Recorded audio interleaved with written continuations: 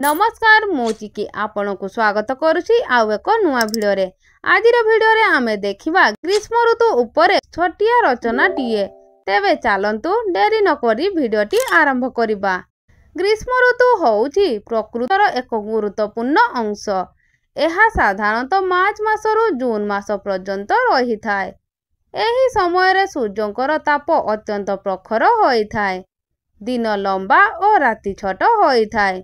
ग्रीष्म रे तापमात्रा वृद्धि पाई असह्य गरम अनुभव हुए।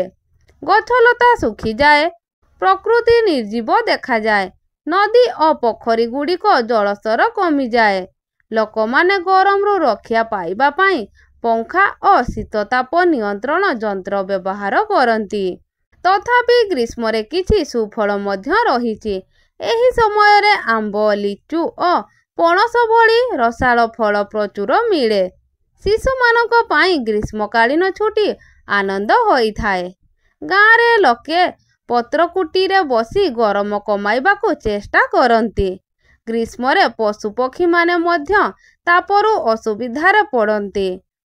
केतेक स्थान रे लू पवन प्रवाहित होई थाए। ग्रीष्म ऋतु आमको धैर्य और सहनशीलता शिखाई थाए। एहा परे वर्षा ऋतु आसी प्रकृति को सतेज करी थाए। ग्रीष्म रे जल संरक्षणर गुरुत्व बढ़ाई थाए। एही ऋतु आम जीवन रे परिवर्तन आनी थाए। तेणु ग्रीष्म को सठिक उपाय रे उपभोग करिबा उचित। तेबे पिला माने भिडियोटी किपरि लागिला तळे कमेंट माध्यम रे निश्चित भाव रे जणाइबे। एमिति नुआ नुआ भिडियो पाइबा पाई हेले आम चैनल चिकी गाइड को सब्सक्राइब करिया पाई भूलिबे नाही। रहुछि जय जगन्नाथ।